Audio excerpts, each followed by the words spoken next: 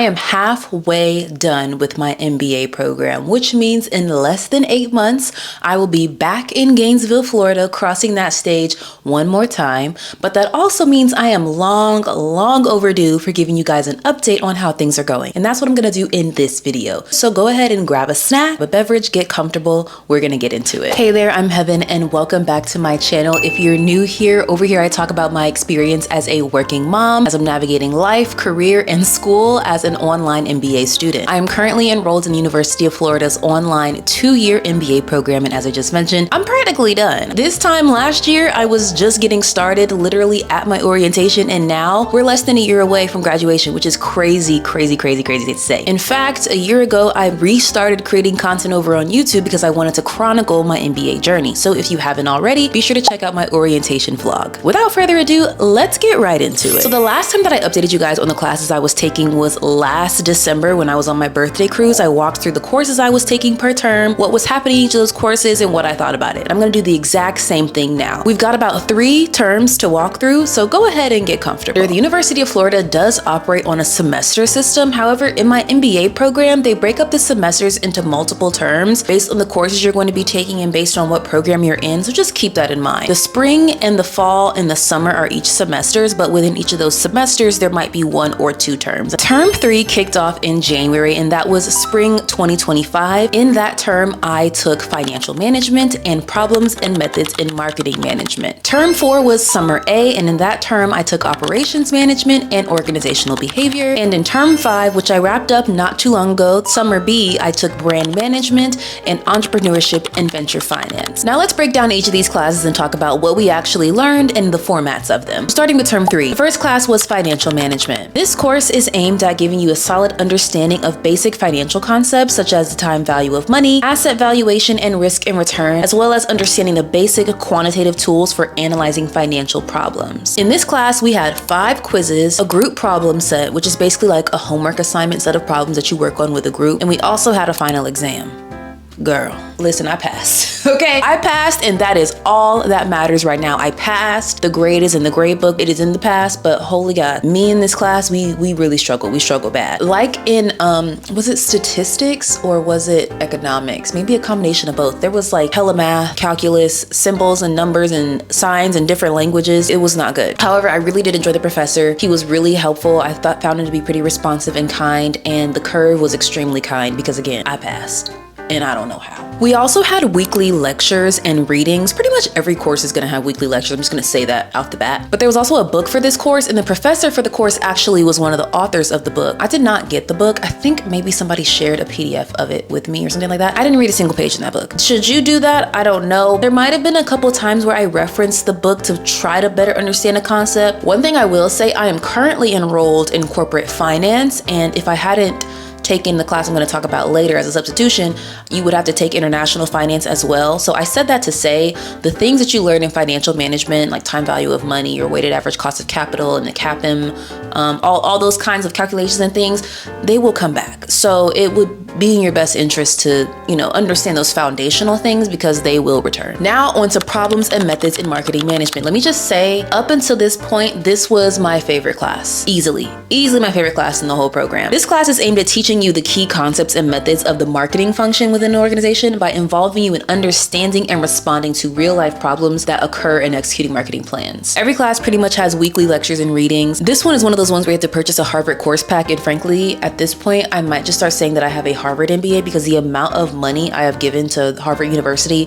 for its course packs and cases and things like that, I might as well have gone to Harvard. It's really not that much, but at the same time, when you don't budget for those things, it does add up. It's probably been like a few $100s at this point, and I expect I'll have to purchase more before the program is over. But in this class, we talked about things like marketing strategy, industry analysis, brands and brand equity, segmentation, targeting, positioning, all of that. I loved this class. The professor for this class was previously a consultant at, I want to say, Accenture, and so he kind of brought some of that consultant perspective to the course. Some of his examples during the lecture and some of his anecdotes I found were pretty helpful. So in this class, we had 2 quizzes, 2 exams, a midterm, and a final, 6 individual assignments, which were based on cases. So those Harvard course packs I told you about before, they were cases, so you would read the case and the professor would provide you, either a quiz or like a written assignment that you had to do to analyze it or something like that. And then we had a final team assignment, which was a branding assignment. Our presentation included a positioning statement, a selling proposition with an example of an advertisement. We had to identify the customer needs and how the company met them. We also had to construct a perceptual map and also create a brand association map. I really enjoyed all of this. Like, I found it to be really gratifying, and I had a lot of fun doing that research and doing that analysis. So I think marketing is probably where I'm gonna go. But if you're not interested in research or reading or analysis or kind of coming to your own conclusions based on the facts that are presented to you, I would imagine that you probably wouldn't enjoy this class or marketing in general too much, but I loved it. All right, let's hop to term 4. This is the first term where we started doing simulations as part of our coursework. And for lack of a better explanation, simulations are essentially games. They give you an objective, you make different decisions, you submit your decision, and you get graded on it. In each of the courses, it happened a little bit differently, and I'll try to explain that. So let's first dive into operations management. Didn't like this class. Didn't like it. But I found it very valuable, and the information that we learned was things that I had never thought about before, like supply chain, understanding how to determine your order point or your reorder point, or how to set your maximum production level, and managing fixed capacity, managing time perishable capacity. I really thought it was super interesting, but nothing I could do as a job. Too stressful. Generally, the point of this course is to gain an understanding of how to manage supply chain and how to manage fixed capacity and time perishable capacity. While you didn't have to buy a book for this course, you did have to purchase access to the 3 simulations. Well, 2 of the simulations are within the same system. I'll explain that later. And then the third one was actually your final. So there were a number of different assignments in this course. There weren't really any quizzes or like tests. So our first assignment was a problem set that we did individually, and that was worth a good chunk of points. So if you didn't do well on that, you were not gonna do so hot. There weren't a lot of graded things in this class. Then there was a team assignment, which was the first simulation, and that was managing a national supply chain. And this was basically a game. So how it's set up is that you're given this fake country, Calipia, and you and your team are selling a chemical that's sold in drums. And you're supposed to figure out how many to produce, at what point that you should tell the factory to start producing more to ship to the warehouse, like when their inventory gets too low. And then you need to set the point of like when to ship out, and you have to decide via mail or via truck. And then because it's time bound, within the week that the simulation is running, in simulation time, that's actually a year. Think of it like The Sims, that the clock is running, but you only have a week, but in their time, it's a year. And by the end of that year, you want to have used all of your product. You don't want to have any holding in the warehouse, because that's a cost. And at the end of the day, per usual, in this MBA program, you want to maximize profit. You got it. Tons of math included in calculating your different points for reorder, for deciding if you're going to do mail versus truck, because they have different capacities and different delivery times and different costs. If y'all have been here for a while, you might remember that I talked about this simulation in another video because I wasn't the best group member, and spoiler alert, they kicked me out. If you haven't watched that, go ahead and watch it. Yeah, I didn't enjoy this. The second simulation was basically the first one except expanded. So instead of just having the one country, the one factory, and the one warehouse, you're still producing the same stuff, except you now have 4 countries on a continent, and then now you have a 5th country that's its own island. Because it's on an island, there are added delivery and shipping costs. You're provided with the different demands of each country, the supply and demand data. And then as another kicker, the supply and demand data isn't exactly accurate. So you have to kind of decide those same numbers that I mentioned before, but now for these different countries, where are you going to build factories? Where are you going to build warehouses? Again, maximizing profit. So is it going to be more or less expensive to build them in some places than others? There's seasonal demand for some, and then is it worthwhile to you to sell to this country if they only have a more limited demand? And then you got to factor in the costs of shipping and production, all that, girl. Like I said, I didn't like this class. But if supply chain is your jam, operations is your jam, then you will thrive here. Oh, and one important point that I almost forgot to mention, over the course of both the national and international supply chain simulations, each running a week, you're competing against the other teams within your cohort. So not only are you trying to maximize profit just in general, based off of, they give you a couple million to start with, throughout the week, there's like a letterboard leaderboard, I don't know how do you say that, but you can see where you rank, and it's moving minute by minute. I mean, more like hour by hour, but because the year is condensed to a week, the days pass every couple hours or what have you. So it was just a lot. And frankly, like if I'm working full time, which I am, if I'm a parent, which I am, and I have other things going on, which I do, it just really became a lot. I would say if you're going into this program, you're going to take this class and they have this simulation on the syllabus, you need to make sure you have availability that week to communicate with your group and talk about your decisions, or figure out some way that you're not the person who needs to be available all times of the week to make the choices or to input the different submissions. The final simulation for this class was for managing an integrated supply chain. It was an individual assignment that you did by yourself on like a Saturday. And I think I took about maybe an hour, maybe 45 minutes to an hour. They give you like 2 or 3-ish hours to take it. Don't quote me on that. I didn't use all the time. There were multiple rounds. So you were operating a business and it was like a quarter system, and it gives you different choices to make. So you make these different decisions. Then at the end, you get some feedback from the board members of the company you're working for. And then as you implement the changes they request, or as you don't, your grade or your score improves or doesn't improve. And they score you like on a star system. And then the professor converts the score from that into a grade in the grade book. I much prefer this to whatever exam and whatever questions they was going to ask, because I would have easily failed that. Let's move on to the next class because I'm getting flashbacks thinking about it. Organizational behavior. Now this class was very interesting. I would have preferred that it was more synchronous. I know we're in an online program, but I would have loved some live discussions or even a weekly discussion post to talk about things. It was a lot of reading and lectures and quizzes. So like I said, every class pretty much has weekly readings and lectures. This one did require a book, and frankly, I probably read the most out of a book in this class. There were a lot of definitions and a lot of frameworks and models and things like that. I believe the quizzes were open note, but yeah, you definitely need the book for this class. The whole point of organizational behavior was to give you an understanding of the attitudes, perceptions, and behaviors of people in work settings. So you talk about groups, you talk about teamwork and differences in culture. I think this class is great for people if they want to work particularly in HR or people operations or personnel management, whatever the companies are calling it now. Also, if you're interested in marketing, this could be a really good course for you, or education and academia. This class will also require you to purchase a few course packs from Harvard as well. In fact, one of the cases that you purchase will be what you utilize for the paper that is essentially your final exam grade. So like I mentioned, weekly readings, lectures, quizzes, and then you have that final exam paper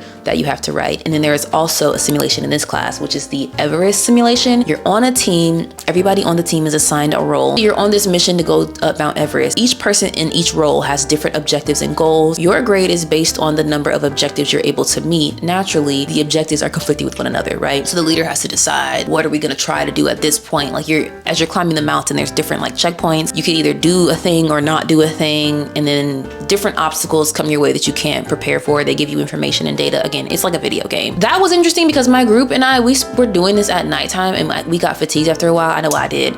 And I was like, y'all, we just got to decide something because I want to go to sleep. And then we wrote a group paper reflecting on the experience, utilizing organizational behavior terms that we learned over the duration of the course. I think the Everest simulation, I really wish we could have done it like a before and after. I would have loved to do one at the beginning and then one at the end, but we didn't have time for that, obviously. I got a lot out of that though. Organizational behavior is one of those things that I'm like, I didn't get a ton out of the course itself, but some of the issues and the topics discussed, I do want to go and read more literature about those. All right, last but not least, we're getting into term 5, which is the term I just wrapped up, summer B. The first course I took in that term was brand management. Very, very similar to problems and methods in marketing management. In the class, we were basically exploring the management of brand equity, which includes the value of the brand to the organization. We covered defining and measuring brand equity, branding a service, internet branding issues, brand positioning, building and leveraging a brand, strategic brand management, and brand extensions. I ate this class up. I loved this class. I had a lot of fun. We had weekly readings and lectures, and you had to purchase a lot of course packs. They pre-make the course packs for you, but there were a lot of readings within them, if that makes sense. And then there were also readings in the course reserve. You go on there through Canvas and they have the readings pre-uploaded for you, and it's free to download. That are like articles and case studies and stuff like that. Lots of reading in this class. And let me tell you this, make sure you want to read all those when they're assigned, or at least scan over them a couple of times because you're going to need them on the final. And then there's a case quiz on at least one of the cases.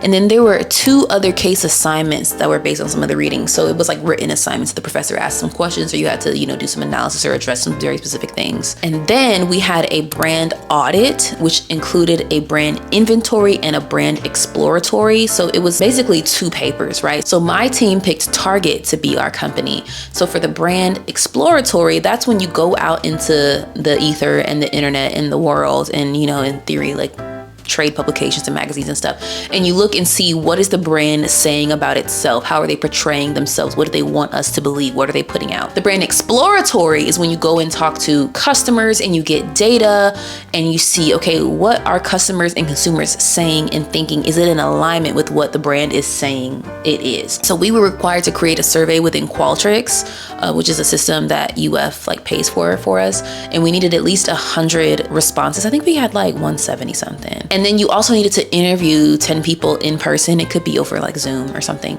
And then you also needed to do some consumer to consumer research. So looking on Trustpilot or online reviews or Twitter or Reddit even, or different articles where they're talking about the brand, and see what people are saying. And because Target has been having a very interesting year, this was a very simple and straightforward assignment for us because there's a lot being said and written about Target, particularly after the DEI backlash and stuff. Again, I loved this class. I particularly really enjoyed the brand exploratory, just looking at the responses in the survey and then kind of piecing together different findings or coming up with our own conclusion. In this class, we also had a final exam, and it was not what was advertised, okay? Like I said before, you want to read those cases. Thankfully, it was open note. You just could not have anything on your computer. There were some multiple choice that were whatever, but then there were some written questions, and one of them was 25 points. I'm whoa.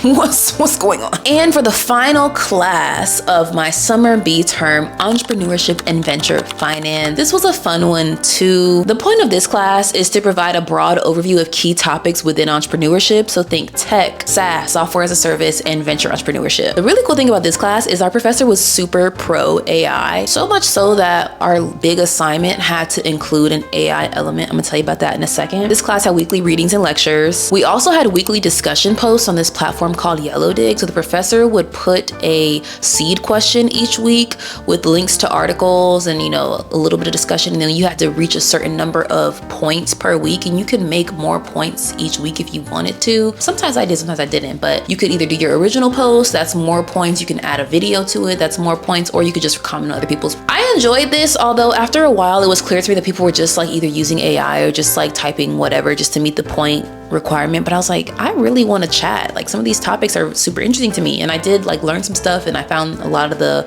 articles the professor shared to be really helpful. So I like the discussion posts, especially because, as I've mentioned before, an online program can be super lonely and isolating. So whenever you have an opportunity to, or I should say, whenever you are incentivized to interact with people, I just really feel let's take advantage of that. The other good thing about the discussion post is it is an easy 15% of your grade that you just get with limited and minimal brain power. So if you don't do well in this class, that will at least pad your grade pretty easily. And then the other two elements of this course were the business model concept paper and the entrepreneurship simulations. Let me talk about the simulation first. The simulation ran for about 6 weeks over the course of this term. It was super fun. They basically, tell you that you're running this business, and then you get to start it in a remote country. You can expand it to a few other countries, open an online store. You can start different brands within the company. You can advertise, and they give you a budget, and you can take out lines of credit and all these different things. There's a ton of decisions to make each week, but it gives you back data every week, and you're graded on basically your growth. I think I'll put the little thing on the screen that shows you what the balanced scorecard is made up of. So you're not just based on maximizing profit, which is a breath of fresh air, frankly. It really rewards growth. So are you planning for the future? Are you investing in research and development? Financial projections, how are your finances doing, obviously? How are your brands performing in the marketplace? And much like with the marketing classes and the assignments, I loved all the data that it gave us, and then all of the different decisions you can make. So within my team, I was responsible for marketing. So I designed the ads, and you don't literally design it. You just check some boxes and make some choices. And then I designed the brands, I set up the pricing. And then there's also HR decisions. So how much are you going to pay your people? How many people do you hire? What is your capacity? Projecting demand, all these things. And each week you make decisions, and then each week you are scored, and then you can see how you rank against your classmates, but you're really graded on how you rank against the computer players, which are 4 other companies. So I liked that model a lot better than going against your classmates. That's just me. The grading on this one was pretty lenient as well. Although my team, I think we did do pretty well. I felt myself getting really competitive, and that's when I knew that oh, I'm really into this. And I feel it taught me quite a lot. Okay, so for the business model concept paper, you and your team have to come up with a growth venture. And so the professor was clear that it can't be something specifically targeted towards college students, can't be like an MLM, can't be like a restaurant. It has to be something that can grow and scale and maybe eventually sell. And he was very clear in the lectures over the duration of the course about what qualifies as a venture, what is an entrepreneur trying to do. The business model needs to be based off the business model canvas, which is like one of the first things you turn in, just showing like this is our idea, right? It had to utilize AI, generative AI, agentic AI, machine learning, or some form of data analytics as part of creating customer value. That's the entrepreneurship course. I learned a ton. Earlier on in this channel, I talked about how I wanted to launch or start something like a venture of some kind or something. It was in this video. If you haven't watched that, feel free to go back and watch it. I feel like my mind has changed a little bit. It's not that I'm opposed to launching or starting a venture. I think I need to just figure out what my politic is on technology right now and like what AI and technology are doing to us and to the world. I do still believe that ownership is the way that I'm going to get it out the mud and create some kind of legacy and wealth for my family. I'm just not clear on my path toward doing that yet. And I was hopeful that taking this entrepreneurship course would help me figure that out a little bit. And it's really just caused me to think a lot more and kind of reflect, which is not a bad thing. Most importantly, the path I'm on now is toward figuring out what my career pivot is going to be. More on that in other videos. I know I said that was my last class, but I kind of lied because the other class I took during the summer B term was global trade and policy, and that was actually a 1-week course. So if you haven't already, go ahead and watch this video where I talk a little bit about what it's like taking a class for 1 week. Essentially, I took this course so I didn't have to take international finance, and so through UF's online 2-year MBA program, you are required to do some kind of experiential learning opportunity. So I'm going to be going to Chile in the fall for a global immersion experience, and I think in theory you could do one of those to take over the international finance requirement, but because I'm doing it for the ELO requirement, I needed to take global trade and policy to get out of corporate finance. Frankly, global trade and policy was not bad at all. Although it was 1 week, I emailed the professor a few days before the course started asking for the syllabus, and he sent it to me, and he told me the Friday before it started on the Monday, he sent out the assignment like worksheets because you submit them as quizzes, but I think I got a B+ in that class, and I was beating myself up about it, but hey, we passed. We passed.